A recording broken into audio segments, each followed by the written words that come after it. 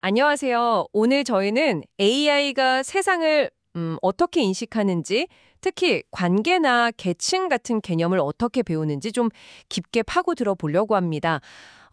AI가 아직 풀어야 할 숙제가 많다고 들었는데, 그중 하나를 다루는 좀 흥미로운 자료가 있더라고요. 아, 네, 맞습니다. 현재 AI가 사진 보고 이건 개다, 이건 돌고래다. 이런 식의 수평적인 분류는 곧잘 하거든요. 네네. 근데 이제 리트리버는 개의 한 종류다, 그리고 개는 포유류다.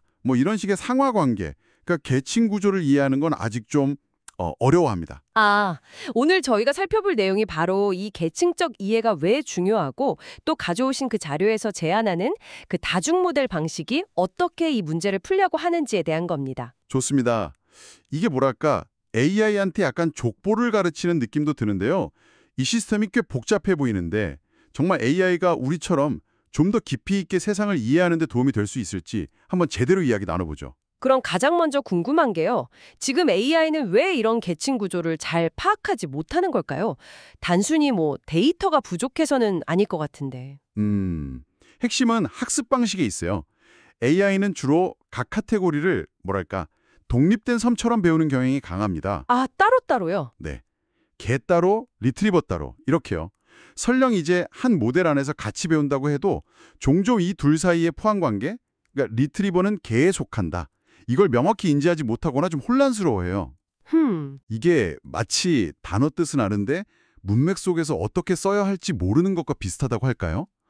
그래서 처음 보는 어떤 견종 사진을 딱 봤을 때 이건 개 종류구나 하고 상위 개념으로 일반화하기보다는 좀 당황하기 쉬운 거죠. 아하, 그러니까 정보 조각들은 있는데 그걸 연결하는 그 연결고리를 놓치고 있다는 말씀이시군요. 네, 정확합니다. 그럼 그 자료에서 제안된 방식은 이 문제를 어떻게 해결하나요? 모델을 9개나 쓴다고 하셨는데, 와, 꽤 공을 들인 것 같아요. 바로 그 구조가 흥미로운 지점입니다. 일단 정보를 계층적으로, 그러니까 단계별로 레이블을 만들어요. 예를 들면 가장 넓은 범위로 동물, 이게 낮은 정밀도, 그 다음엔 동물 포유류, 중간 정밀도, 그리고 아주 구체적으로 동물, 포유류, 북극곰, 높은 정밀도 이런 식으로요. 네네. 그리고 각 정밀도 수준마다 모델을 하나가 아니라 여러 개, 여기서는 총 9개를 학습시키는 겁니다. 9개나요? 왜 그렇게 많이 돌리죠? 그게 신뢰도 때문이에요. 마치 여러 전문가한테 의견을 구하는 것과 비슷하다고 보시면 됩니다. 한 모델이 특정 데이터나 방식에 너무 치우칠 수 있잖아요. 그렇죠. 여러 모델을 쓰면 좀 더 다양한 관점을 확보하고 또 결과의 재현성도 확인할 수 있고요. 그래서 9개를 쓰는 거죠. 이야, 9명의 전문가 의견을 종합하는 거네요. 그럼 그 의견들이 다를 수도 있을 텐데 어떻게 최종 결정을 내리나요? 그래서 신뢰도 검증 단계가 아주 중요합니다. 이 9개 모델이 여러 번의 검증 과정을 거쳐요. 1차, 2차 이런 식으로요. 그래서 과반수 이상이 일치된 결과를 내놔야만 이게 정답이구나 하고 최종 답으로 채택하는 겁니다. 아하. 만약에 특히 가장 구체적인 단계, 그러니까 높은 정밀도 수준에서 모델들 의견이 막 갈린다. 그러면 섣불리 아무거나 답으로 내놓는 게 아니라 이건 좀 불확실하다. 미정의 샘플, undefined 샘플이다. 이렇게 분류를 해버려요. 오. 예를 들어서 학습 데이터에 없던 무당벌레 사진을 보여줬다고 쳐봐요.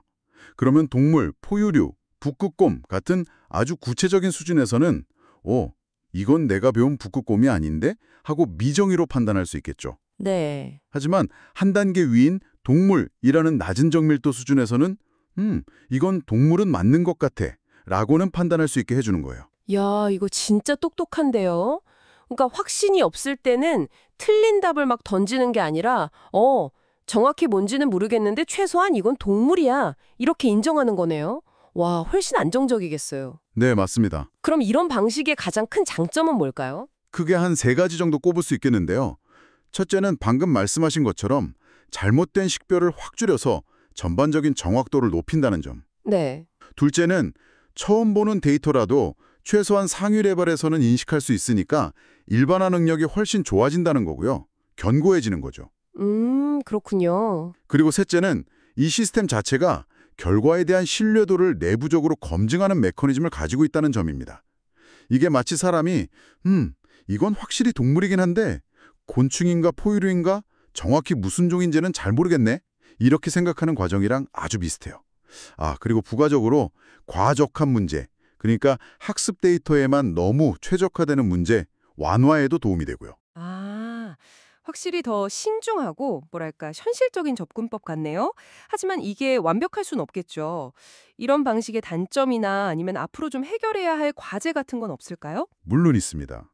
가장 큰 허들은 역시 계산 비용이죠. 모델 9개를 동시에 돌리고 또 여러 번 검증까지 하려면 이게 상당한 컴퓨팅 자원이 필요하거든요. 아, 그렇죠. 네, 효율성 측면에서는 아직 좀 개선의 여지가 크다고 볼 수 있습니다.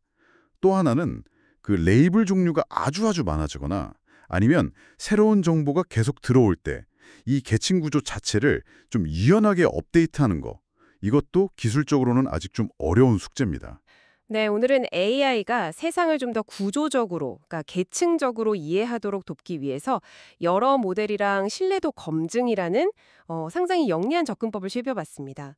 단순히 맞다 틀리다를 넘어서 어느 수준까지는 확신한다 이렇게 말하는 AI라니 인간의 추론 방식에 좀 더 다가선 느낌이 드는데요. 다만 역시 효율성이라는 현실적인 벽은 여전히 남아있는 것 같고요. 네, 맞습니다. 단순 분류를 넘어서서 관계와 구조를 이해하려는 AI의 노력을 보여주는 상당히 중요한 사례라고 생각합니다. 여기서 이제 당신께서 한번 이런 질문을 던져보는 것도 재밌을 것 같아요. 네, 어떤 질문이죠? 만약에 AI가 이렇게 미리 정해준 계층 구조를 배우는데 그치지 않고 스스로 새로운 정보를 막 접하면서 관계를 파악하고 심지어는 자신만의 분류 체계, 그러니까 계층 구조를 스스로 만들고 또 수정해 나갈 수 있다면 어떨까요? 그렇게 스스로 세상을 구조화하는 능력을 가진 AI는 과연 어떤 가능성을 보여줄까요?